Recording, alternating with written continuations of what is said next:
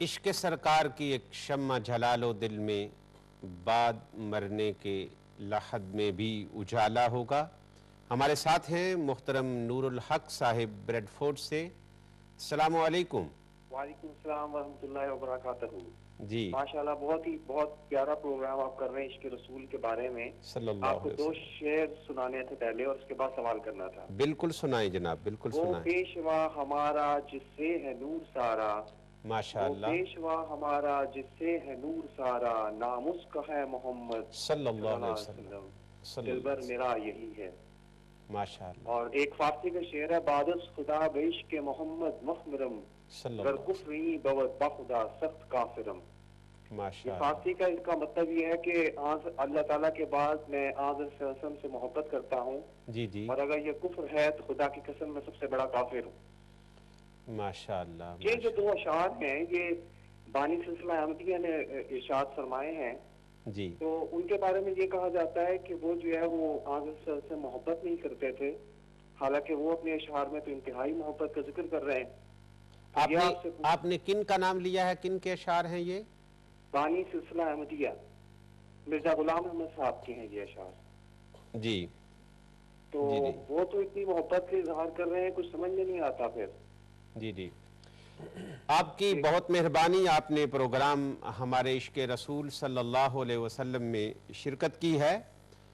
آپ نے جو شعر سنائے، شعروں کا مفہوم بلا شبہ صحیح ہے، مگر یہ بات طے شدہ ہے اور اس بات میں کوئی خفا نہیں ہے کہ تاجدار دو جہاں صلی اللہ تعالی علیہ وآلہ وسلم کی ختم نبوت کی کسی جہت کا بھی جو شخص منکر ہے، اور تاجدار دو جہاں صلی اللہ تعالی علیہ وآلہ وسلم کی ذات اقدس کی بعثت کے بعد کسی بھی حیثیت میں اور کسی بھی کیفیت میں کسی نبی کی آمد کا منکر ہے یا اس پر ایمان رکھتا ہے، وہ دائرہ اسلام سے خارج ہے۔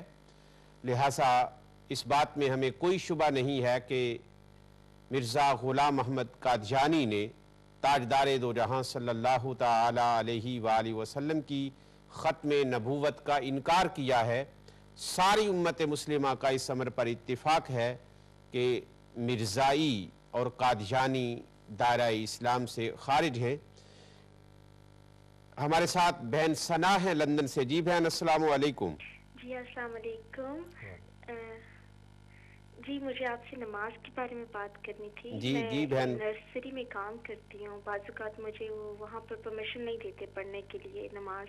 جی جی تو یا کبھی ایسا کوئی میرے پاس ٹائم ہو یا میں کسی سے ریکویسٹ کروں، اگر میں صرف 4 فرض ہی پڑھ لیا کروں، نماز پوری نہ پڑھ سکوں ظہر کی مغرب کی اس طرح سے، تو کیا یہ ممکن ہے؟ ایسا ہو سکتا ہے؟ جی قبلہ شاہ صاحب، بہن کا سوال آپ نے یقیناً سن لیا ہے۔ اور مجبوری کے عالم میں ویسے جہاں تک تعلق ہے نبی کریم صلی اللہ علیہ وسلم کی سنن کا، آپ کی جو سنتیں ہیں، جی جی بغیر کسی عذر کے نبی علیہ الصلوۃ والسلام کی کسی بھی سنت کو ترک کرنا یہ گناہ ہے اور نہیں ہونا چاہیے۔ لیکن اگر فی الواقع کوئی مجبوری ہو اور مجبوری کے پیش نظر کسی سنت کو ترک کرنا پڑے تو اس کی گنجائش بہرحال دین اسلام میں موجود ہے۔ جی جی تو میں سمجھتا ہوں کہ اگر آپ کو پوری نماز پڑھنے کا موقع نہیں ملتا اور صرف فرض آپ کو پڑھنے کی اجازت ملتی ہے تو آپ صرف فرض نماز ادا کر لیں اور سنن چھوڑ دیں، اللہ تعالیٰ معاف کرنے والا ہے۔ ماشاءاللہ پیاری بہن ثنا، میں آپ کی خدمت میں ہدیہ سپاس اس لیے پیش کرتا ہوں کہ آپ کی سوچ اور آپ کی فکر بہت اچھی ہے۔ ہر دختر اسلام کی اور ہر بنت اسلام کی ایسی ہی فکر ہونی چاہیے۔ تاجدار دو جہاں صلی اللہ تعالی علیہ وآلہ وسلم جن کے عشق و محبت کا تذکرہ لیے ہم آپ تمام کی خدمت میں حاضر ہیں۔ آپ ارشاد فرماتے ہیں صلی اللہ تعالی علیہ وآلہ وسلم کہ نماز میری آنکھوں کی ٹھنڈک ہے۔ قبلہ شاہ صاحب نے وضاحت کے ساتھ بیان کر دیا ہے کہ اگر آپ کے پاس باقی نماز کے لیے وقت نہیں ہوتا تو فرض نماز جو فرض رکعتیں ہیں وہ ادا کر لیا کریں۔ اللہ رب العزت آپ کو اس کا اجر عطا فرمائے گا۔ ہمارے ساتھ ایک اور بہن ہے، سائقہ بہن برلے سے۔ جی السلام علیکم۔ وعلیکم السلام۔ جی بہن۔ میرا سوال یہ ہے کہ چکوال میں جو معجزہ ہوا ہے نالین پاک کا، جی اس کے بارے میں نے بات کرنی ہے کہ میں اور میری ایک سسٹر ہم تو بلیو کرتے ہیں کہ میرے ایک بردر ان لو ہے، وہ اس پہ بلیو نہیں کر رہے ہیں. وہ کہتے ہیں کہ میں نہیں مانتا. تو میں جی بہن آپ سنتے رہیے پروگرام کو، انشاءاللہ العزیز اگر ہمیں وقت ملا تو ہم اس حوالے سے گفتگو کریں گے.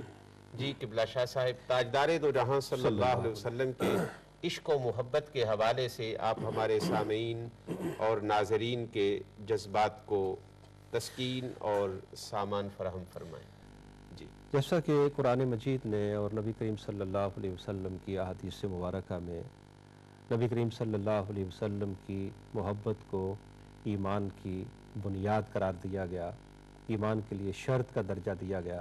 جی اور جس آدمی کے دل میں نبی کریم صلی اللہ علیہ وسلم کی محبت نہیں ہے وہ صاحب ایمان ہی نہیں ہے. تو صحابہ کرام رضوان اللہ علیہ مجمعین کی زندگیوں کو جب ہم دیکھتے ہیں جی تو ان میں سے ہر ایک نبی کریم صلی اللہ علیہ وسلم کے سچے عاشق کے روپ میں ہمیں نظر آتا ہے. اور میں سمجھتا ہوں کہ انسان تو انسان، جانوروں نے بلکہ بے جان چیزوں نے بھی نبی کریم صلی اللہ علیہ وسلم کے ساتھ اپنی محبت کا اظہار کیا ہے.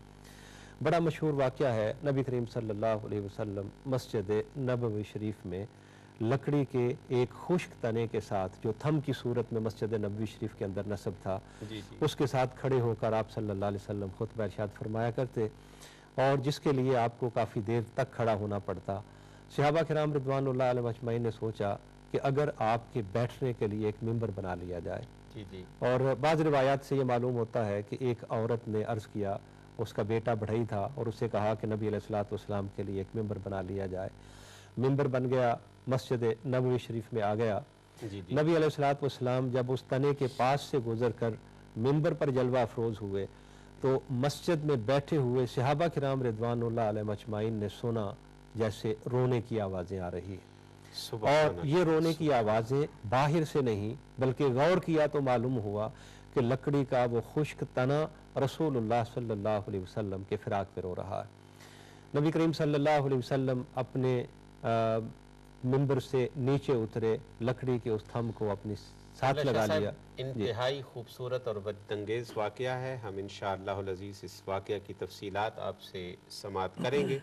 ہمارے ساتھ ایک بھائی ہیں محترم تصدق حسین صاحب. جی السلام علیکم. وعلیکم السلام. جی السلام علیکم مولانا صاحب. وعلیکم السلام. پروگرام بھی آپ کا سن رہا ہوں، بہت اچھا ماشاءاللہ جا رہا ہے پروگرام آپ کا. شکریہ. لیکن میں تھوڑا سا کنفیوز ہوں. دو کویسچن پہلے آنسر آپ نے جواب دیے ہیں دو جو کالر تھے ان کے. جی فرمائیے. ایک تو وہ جو پہلے کویسچن کیا تھا کسی نے کہ چرچ میں نماز پڑھنے کے لیے اور یہ مندر وغیرہ میں، جی تو اس بارے میں نے جو ہسٹری پڑھی ہے پیچھے اپنے صحابہ کرام کی یا ہمارے رسول صلی اللہ علیہ وسلم کے زمانے کے جو صحابہ کرام ان کی، حضرت عمر رضی اللہ عنہ کا واقعہ ہے کہ وہ کسی غزوہ پہ تھے. جی اور اس دوران انہوں نے ایک علاقہ فتح کیا تھا یہ فلسطین کے نزدیک. جی اور وہاں پہ انہوں نے ایک چرچ تھا کافی بڑا. جی تو ان کو دعوت دی کہ نماز کے لیے وہاں پہ. جی تو انہوں نے وہاں نماز پڑھنے سے انکار کر دیا. جی تو انہوں نے کہا کہ اگر آج میں نے نماز یہاں پڑھ لی تو پھر آنے والے جو ہمارے مسلمان ہیں وہ بھی اس کو فالو کریں گے. جی تو اس لیے انہوں نے نہیں پڑھی. جی تو میں یہ تھوڑا کنفیوز ہوں مولانا صاحب کے جواب کے بارے میں. اور دوسرا محترم تصدق حسین صاحب، جہاں آپ نے یہ واقعہ پڑھا ہے وہاں مورخین نے اور ہمارے علماء اعظام نے اس کی تصریح کر دی ہے. حضرت عمر فاروق رضی اللہ تعالیٰ عنہ نے یہ فرمایا تھا کہ اگر میں نے یہاں نماز پڑھی تو اس تبرک کے حوالے سے مسلمان اس چرچ کو مسجد کے اندر تبدیل کر دیں گے، اور اگر یہ ریت جاری ہو گئی دوسروں کی عبادت گاہوں کو دوسری عبادت گاہوں میں کنورٹ کرنے کی، تو یہ ریت انسانیت کے لیے اچھی نہیں ہے.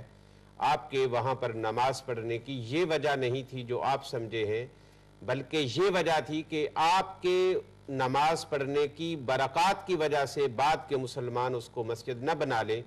جس طرح قبلہ شاہ صاحب نے بیان کیا ہے حدیث پاک کی روشنی میں کہ ضرورت کے وقت آپ کہیں بھی نماز ادا کر سکتے ہیں بشرطے کہ آپ کے سامنے کوئی بت یا کوئی اس طرح کی تصویر نہ ہو. جی قبلہ شاہ صاحب. تو میں عرض کر رہا تھا واقعہ نبی کریم صلی اللہ علیہ وسلم نے اس لکڑی کے خوش تنے کو اپنے ساتھ لگا لیا، اسے دلاسا دینا شروع کیا. صحابہ کرام فرماتے ہیں کہ جب وہ روتا روتا خاموش ہوا تو جس طرح چھوٹا بچہ بلک بلک کر رو رہا ہو اور اس کو چپ کروایا جائے تو وہ